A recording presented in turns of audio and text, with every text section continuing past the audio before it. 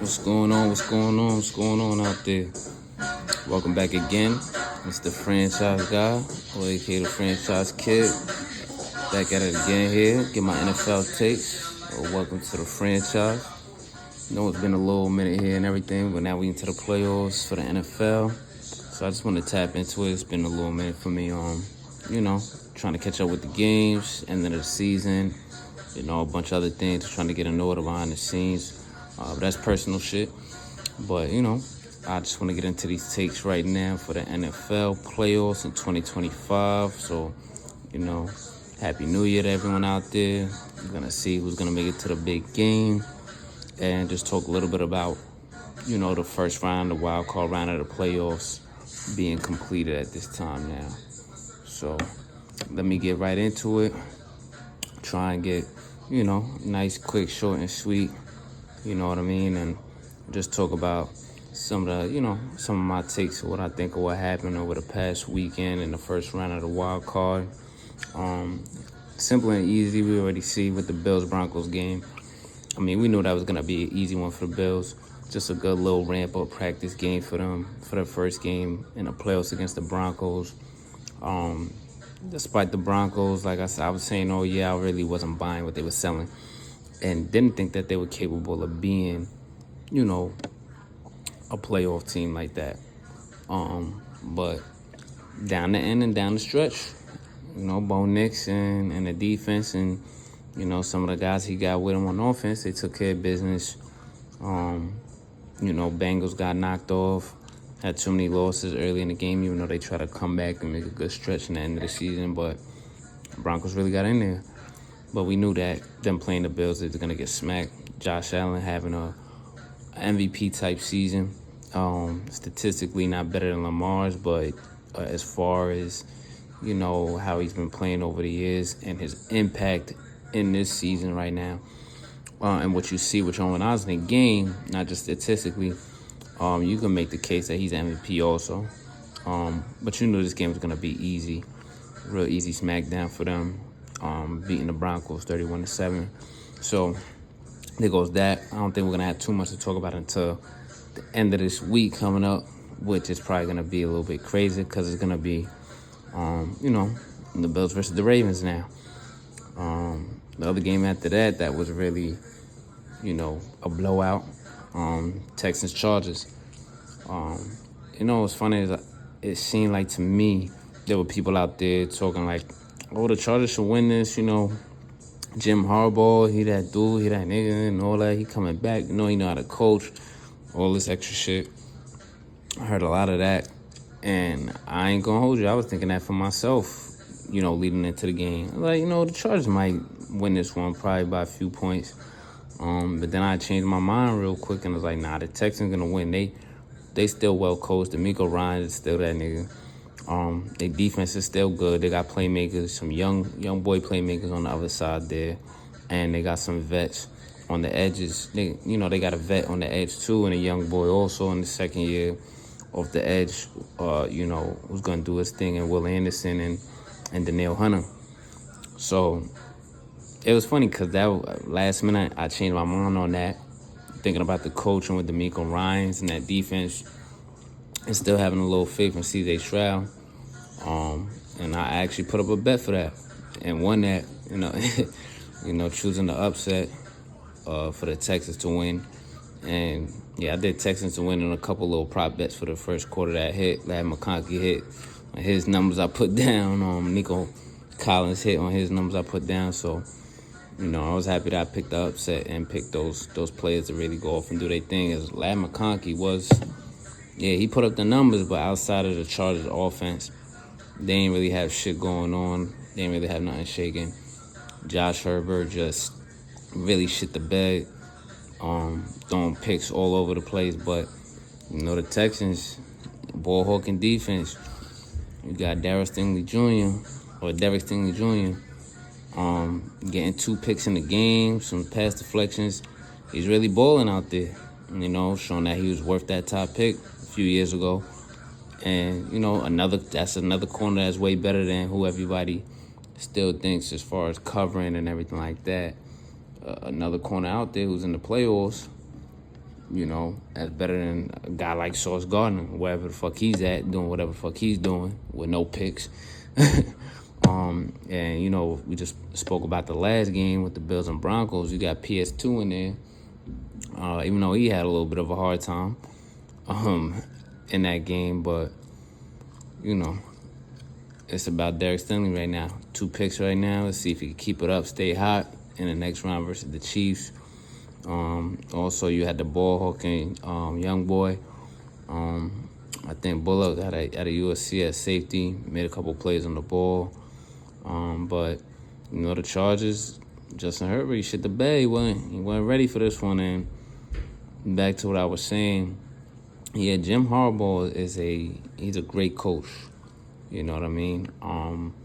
He's got the mindset of a winner and to turn a program around. But let's not forget that even when he got back to Michigan, or even when he got to Stanford, even when he got at the Stanford, he got to the Niners, it was kind of like a slow build, you know what I mean, where he was either able to get the team with a below average roster in competitive games late in the season, as far as college, and get a team in the playoffs, probably within the first year or two.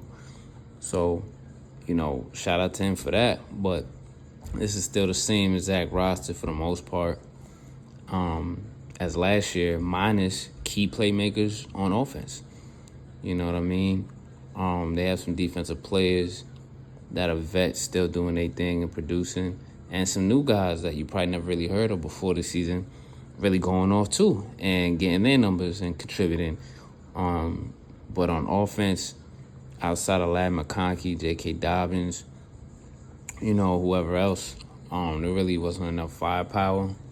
And then when your quarterback just comes out and has a shit day, there's not much you're really going to be able to do, And the Texans, C.J. Stroud, he pulled some shit out of his ass, not on some he's a bum type shit, but he pulled some shit out of his ass from plays he was making last year, and it was fun to see.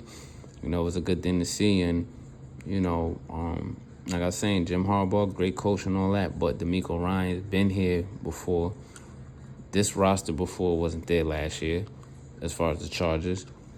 You could coach them to win a bunch of games, and even it was a little shaky at some point in the season for the Chargers, but they still got into the playoffs. But DeMeco Ryans is a good coach. It's been shaky for them this year also. Still overcame, still made the playoffs. And I trust that he's going to make sure his defense is going to make it really tough on whatever opponent he's going to face. And I know he's like, fuck that. I ain't going out like last year in the first round. I think they went out in the first round against the Ravens, right? If I'm correct. But I know this year he was like, fuck that. I ain't going for that shit. So, the defense, they showed up and showed out. Got them 4 picks, took one to the house. Offense was doing their thing too. Joe Mixon finally got going in the game. He did his numbers. And now the Texans is playing Kansas City, playing the Chiefs. So we're going to see how that go down. I think it's going to be a little bit different from the first game they had. I think that was on Christmas Eve or around Christmas, which is a tough game. Texans way, losing a key player and basically just getting their ass beat that game. But, it should be interesting to see. Of course, Kansas City being a heavy favorite. I don't know why you think they wouldn't, they get bumped in the first round. Andy Reid teams and Kansas City teams, they get extra time to prepare. They gonna fucking win. I never really seen them have extra time and not be prepared to be knocked off or lose a game crazy, regular season or the playoffs, in this recent little, stretch they've been having as forming as a dynasty in this new era here. So still leaning heavily towards the Kansas City beating them, but the Texans, like I said, well coached by DeMeco Ryans, probably gonna make them adjustments on defense and be like, nah, this shit ain't gonna be too easy. So we'll see how that goes. Should be fun to see that also, as it seemed like all but one game in the playoffs have been blowouts. Same thing for college football, I want to say as well. To me, Them first couple rounds, I felt like it was shitty and boring, but we ain't gonna talk about that right now. Maybe I'm still a little, tight that Miami didn't get in, and it would have been entertaining as the best offense to see, even though they fucked up and lost the fucking Pop-Tart Bowl of all bowls, all games and shit. They lost that shit by 1 point to Iowa State. But whatever, let's get back to the NFL playoffs right now. Next game I want to just talk about right quick as well. Pittsburgh and Baltimore. Lamar and Henry, it's a real good combo right there in offense. Bringing the read option, they did a different little wrinkle where Henry took the snap directly, did a fake RPO with, I think it was Likely or someone running in motion, which is good. Like, you need this creativeness running the ball between the both of them right now in the playoffs that, other teams probably haven't seen before, the coordinators haven't seen before, because, we got to keep these motherfuckers, the Ravens, they got to keep these motherfuckers on their heels and shit. In the playoffs, usually Lamar plays a little tight, or some of the first round games he makes it a little bit harder on himself than he has to. It makes these games a little bit too interesting than they need to be when you should be dominating these teams, in my opinion. With both Lamar and Henry running the ball together, the only thing I could say I didn't like about that is that in this game I seen early and often, Lamar was running and it was just running too much, taking a lot of them hits. When he's proven that he's a passer, it's well documented, especially after this season. And you run the ball to secure the win, or you run the ball to win in the playoffs, right? But you got to be able to throw the rock in the playoffs also easily. And one of the things to me that I've noticed throughout this season, in certain games with Lamar, is that if it's like 3rd and 5, 3rd and 7 or something, and he got a pass, and if they could force him outside the pocket a little bit and contain him, he starts running to either sideline a little too far until he has to throw the ball away, or he throws maybe a risky pass. It won't be an interception, but it doesn't look like a clean play for him to throw the ball sometimes. And if a defense is out there being, gap assignment, discipline and everything, and discipline in their lanes with him, and containment discipline, which is the playoffs. Everyone go switch up now and be like, nah, fuck that. We got to stay on point with this nigga, because this shit's going to, our whole season on the line. My only thing with that is, they got to scheme up them type of plays for him easily and cleanly, just as much in the pass game as they're already doing in the run game. The run game kind of unstoppable right now. Buffalo's going to be ready for it, but can they stop it? They probably won't. Nobody wants to tackle Derrick Henry, and it's hard to catch Lamar. It's just like I was saying, that's probably the only thing I didn't like. I seen Lamar taking a lot of those hits in the game that he probably didn't need to. And, he was throwing the ball to him, did his thing. I think he had like 175 yards, maybe just under 200. But I believe he's going to have to throw in this. It's going to have to be a balance of a lot of Henry and some other running backs involved also. Keaton Mitchell's back healthy. I think Justice Hill is back healthy off his concussion. Don't just always lean on Henry on the RPO or just right in between the tackles all the time, or right off tackle all the time. Like, do that little wrinkle with the other running backs also, but also a balance of, if Lamar runs sometimes or he has open lanes while he is passing in the A gaps, B gaps, or whatever, he sees the lane there, cool. Because I think they're going to be trying to contain him with, Von Miller and Rousseau, because those guys they got long arms, they got quickness and speed on the edge and containment. So I hope he finds some running lanes if he does have to pass in between, through the A gaps, in between the guards. He could do that there. But I would like to see him more in this game. Have a balance of, if he's going to run, have a balance of making them plays in the pass, a good scheme with the receivers that they got. You got Likely, you got Andrews. I know Zay Flowers got a bum knee. You got Bateman, who has been coming on strong late in the season or in certain games. Keep him healthy and let him make his plays, get his 3 to 5 catches a game, maybe get Aguilar and Wallace involved a little more. I just seen they just picked up old boy Deontay Johnson again off of waivers after getting cut by the Texans for whatever reason. Yo, fuck it. Like, this nigga be mad. He not getting the ball, not getting no playing time, not getting busy. Get him involved. Let him do a little, you know what I'm saying, Zay Flowers action and shit in his game so they could get the dub and make it easier to scheme for them to get a clean passing game, because they're going to need that against Buffalo, because Buffalo is going to throw the kitchen sink at them offensively. They're going to run the ball. They're going to do off tackle and little plays with Cook, even Shakir. They're going to throw the ball to Shakir. They're going to throw the ball to, Knox and Kincaid. And they're probably going to try and get deep outside, to Coleman and to Cooper. You also got to watch out for Mac Hollins, who's a role player, and role players seem to get off in the playoffs at times because people aren't really always scheming for them the whole year. So it's an assignment that may go, left unchecked.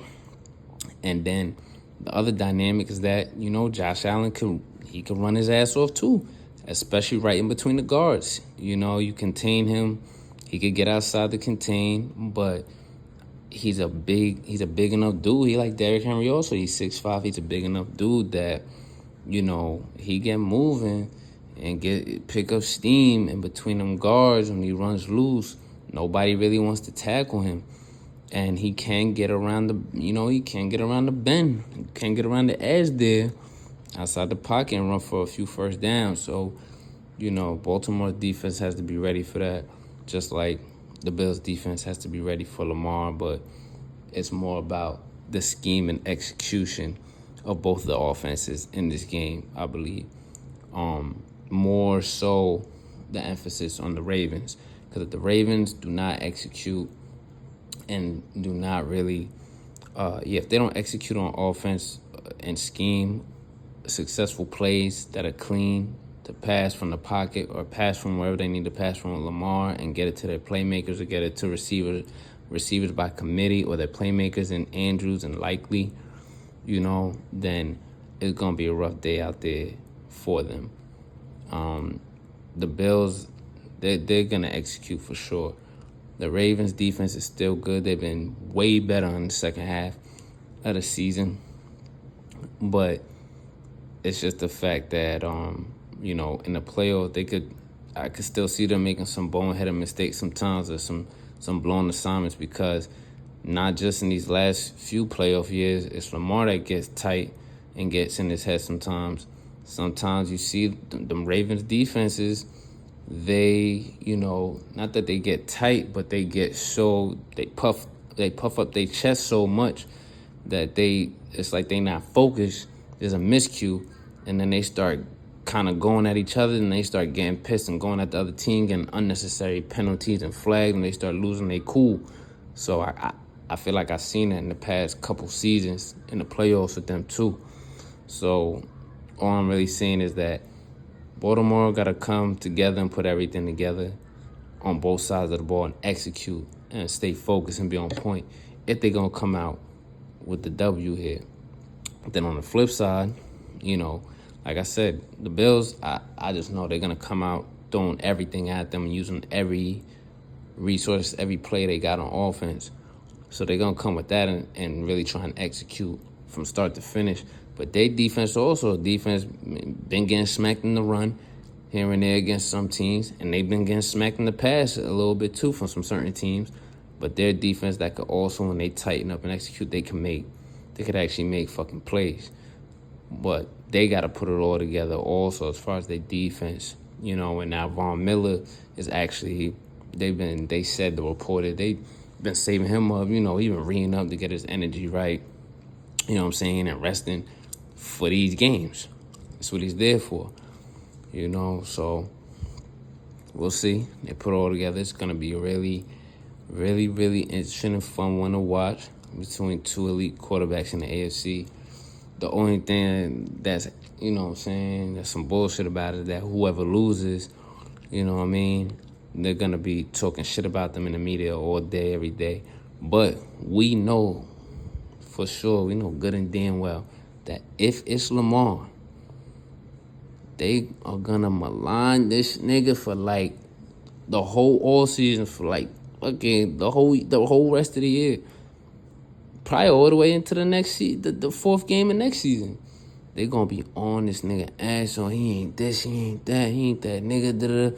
Then they're just gonna give him the consolation prize, the consolation MVP. You know what I'm saying? They're gonna do that bullshit. I feel like this is one of them games, like whoever loses is gonna get the MVP. And whoever loses is still gonna get, like, Josh Allen is gonna get hate, but it's gonna be for a little bit, and they're gonna be like, well, I still think he's the MVP because blah, blah, blah, blah, blah, blah, and he's still good, and he's the only one that's been able to rival match besides Joe Burrow, Mahomes, and the closest to beat him, blah, blah. But if it's Lamar, they gonna hate on this nigga like they always do. They gonna hate on this nigga so bad, it's gonna be crazy for the whole fucking year. And then they're gonna give him the consolation prize. All right, nigga, I mean, you know, you lost and shit like that. So, you know what I'm saying? Like, you can't have both. You can't win and get the MVP again for the third time. So, you know, you lost, but here go your consolation prize.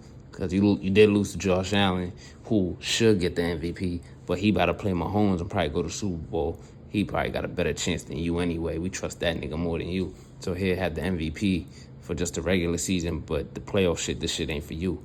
Like, that's how they gonna try and treat it in the media, which is gonna be some bullshit. But, you know how it go with these motherfuckers. You know exactly how it go with these motherfuckers, man. So, especially with a nigga that played a position like that, nigga like Lamar and shit. But I honestly think, in my opinion, real quick on the MVP shit, this probably one of them years where they probably gotta do the co-MVP between both Josh Allen and Lamar. But, you know, back to the game, whoever loses this game is going to get some hate. We all know who it is going to get the most extreme hate. But whoever loses the game is going to get a little bit of hate and probably going to get the consolation prize MVP award.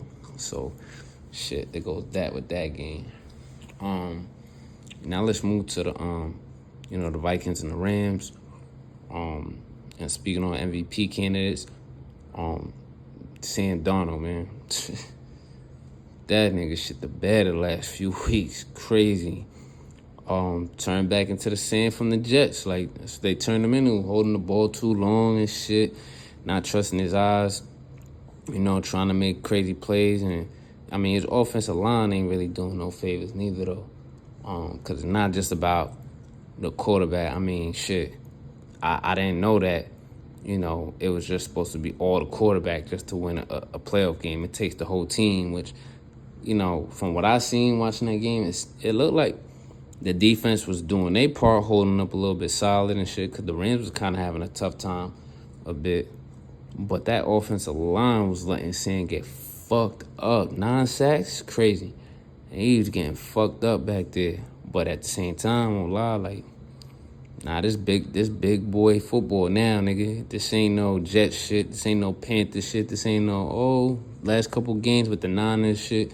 This ain't regular season with the Vikings all year. I could just throw to whoever. TJ Hawkinson when he get back healthy.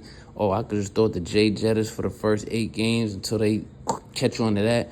Now I throw it to Addison. I throw it to Naylor. I throw it to Aaron Jones. This ain't that, nigga. This big boy grown man football. It's a man game football in the playoffs. And, you know what I'm saying? Got smacked. Got smacked out there. Turned back into the Sam Darnold from the Jets. Holding the ball too long. You know what I mean? Getting fucked up. But like I said, you can't put it all on him. He had a great year. He showed what his real talent could be around some real offensive pieces, some real offensive coaching. But, you know, his top left tackle went down. Darrisaw went down out for the season. But this shit right here in this game, it looked like some more. I don't know what happened. It looked like some more niggas got hurt on the offensive line because nobody was blocking at all. No one was blocking at all.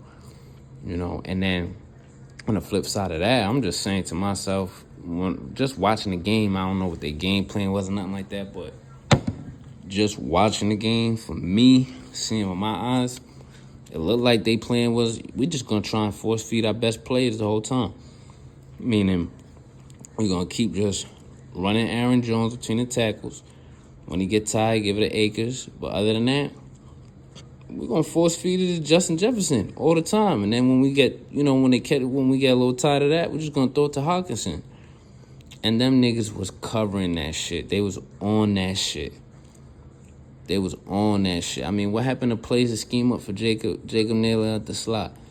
What happened to plays to scheme up little routes and shit like that for Addison out the slot on the outside? You know what I mean? It was just too, I don't want to say predictable, but it was too much, we just going to try and force it to Justin Jefferson down the field and get him going. If we can't get him down the field, just do a little hitch, audible screen pass to him and shit. Where he getting tackled every time for like a 2-yard gain. You can't do that shit in the playoffs. That Rams defense is serious. I know it's a bunch of niggas on there that the average fan probably don't even fucking know. You know what I'm saying? But they one thing they focus on is that front line. You got to win in the trenches on the front line in the playoffs. Everybody know that. And that's why they was getting fucked up on that O-line. No one was blocking for Sam. Jared First, Fisk, fucking Kobe Turner and niggas and shit. Like, and them DBs was also flying around too. Killer Weatherspoon and Kobe Durant, Quentin Lakes, Cam Kitchens and all these niggas flying around out there making plays on the ball when they want to throw it. Applying pressure, you know what I'm saying? Killer Weatherspoon came on a blitz, on a corner blitz. They applying pressure with their DBs. And they already fucking niggas up front. So, McVay and them, and the Rams, Chris Shula and them, they schemed it up nice right there and put that boy Sam in a mix, put him in a blender. And he showed up back as the same Sam from the Jets. But I think that's also, like I said, it's not just on Sam, not just on the O-line. I think that's on the coordinator, on the coaches too. Like, you got to scheme some better shit up than that, baby. Like, it's the playoffs now. What we doing out here? You got to, you can't always have him trying to take them 4 or 5-step drops and try and get him to throw a pass every single time down past the sticks to Jefferson. To just Jefferson and Hawkinson, who are good deep route, medium to deep route runners and shit. But that pressure was coming. And you got other dudes that could do other things on top of your star players that could do that too. They could get underneath. They could make a play. You could do an angle or arrow route with Aaron Jones or with Cam Akers or, put Addison in the backfield or do something. It's the playoffs now. You can't do the same shit you've been doing the whole season. Niggas caught on to that, especially when you're getting fucked up and getting punched in the mouth in the trenches on the front line. That's where the real game is played in the playoffs. That's where it's won or lost in the playoffs. So, shit, tough loss for Sam. Tough few weeks for him, too. He a quarterback, and he was a first-round pick, so I don't even think he lost out on that much money or any money at all, if you ask me. Like how everybody's saying, he lost. He had a first-round pick. He a quarterback. They still need a quarterback. I don't understand this talk about, J.J. McCarthy, he's out of there now. Nobody even knows what the fuck J.J. McCarthy is. It's not like he was slinging that shit all around when he was at Michigan. He was handing the ball off and throwing the ball a few times. There was a bunch of games where niggas was going 9 for 18 and 10 for 21 and all type of shit like that. And he looked good in the preseason and everything, but that's the preseason. Still playing with some niggas that's not ever going to play in the L again, or the same niggas who's playing in college from different conferences and shit like that. They trying to figure it out too. It's preseason. I don't think he's going to be garbage. I don't think he's going to be OD nice, but we don't know what the fuck he is. So you can't just be like, all right, Sam, get the fuck out of here. You've been in the league for just 5 years, and this nigga tore up his knee. He got a rehab. He going to come back and be that nigga, and they're going to go right back to the playoffs with the same team, same roster and shit like that. Like, nah. So you should sign Sam back. Like I said, he's going to get his money because he's a quarterback, and he was a first-round pick. You got a first-round pick. He's young, let him develop. Nobody knows what he is for real. He don't got that, or he gonna sling it around type shit. But Vikings, alright, they should just chill and sign Sam back. Sam ain't really lost that much money, if any money. Like I said, we'll see how that fucking, how that plays out later on in the season. Next game I'm gonna ship to Philly and Green Bay. This game for me, when I was watching it, a little bit of a tough watch, a little bit of an odd watch too. Not OD odd, like it was still good football as far as like defense and things like that, but it just seemed like to me, watching both of these niggas need to get their shit together. That's what I kept saying in the game. I'm like, yo, both of y'all need to get y'all shit together on offense, because what the fuck is going on? Like, I get it. Jalen Hurts came back off of a concussion. I really don't like quarterbacks in that spot coming back, from a concussion and everything like that. I honestly thought that Green Bay might fuck around and pull out the upset again, even if Jordan Love got hurt in the game, because it's been fucking crazy this year. This motherfucker LaFleur been having Malik Willis. Anytime Jordan Love get hurt in game, or he been winning games with fucking Malik Willis and Josh Jacobs and whoever the fuck else, because they receivers always get hurt too. All their fucking receivers got fucking hurt in this game. All of them. And Jordan Love was just doing, I don't know what the fuck he was doing. Not just Jordan Love, but the play calling also. Run, Josh Jacobs. Run, Josh Jacobs. Run, Josh Jacobs. Right up the gut, a little bit off tackle. Right up the gut, a little bit off tackle. Oh, a counter, but right up the gut. Oh, a wham, but a little bit off tackle. Not even outside the tackles, like just a little bit in between the guard and center, or a little bit right behind the guard, shade outside to the other tackle. Like, you just keep running at the Brandon Jacobs the same way, bro. Like, can't do that every time. It's not gonna work. There's only so many times it's gonna work. And Brandon Jacobs still had a hell of a fucking game. That boy played his ass off. It seemed like just him and Jaden Reed were the only niggas on offense that came out with their fucking, with their hair on fire. And I was actually impressed on the other side of the ball, Green Bay's defense, who been getting, big numbers hung on them all year and can't cover nobody like that for real. Not can't cover, but the defense not as sound and as good as other defenses in the league. But they came out to play too. They had a little scheme they was doing, a little, little umbrella, shell coverage and stuff. Keep everything in front of them. They had a nice little scheme going on. They came out to play. Rashawn Gary had a sack in the game and stuff. But on offense, it just seemed like there was only two niggas that was actually focused and knew that they had a game that day that was ready to play. Offensive lineman was also getting hurt, but they wasn't blocking. They was getting fucked up. Jordan Love was just doing whatever the fuck, like he wasn't ready. Offensive play caller was just like, yeah, it's just another game. We just, everybody know the betters want Josh Jacobs to score a touchdown, so we just gonna run his ass all the way up the field and then throw a little. Like, nah, that shit wasn't gonna work. Shit wasn't gonna work at all. And then the Eagles' offense is just like, what? I don't know what they was doing, but Jalen Hurts couldn't complete a slant to Brown. Jalen Hurts couldn't really throw the ball like that. I mean, Devontae Smith, he went off a little bit. Goddard went off on a couple short throws, and he was making some things happen and shit. Saquon did his thing.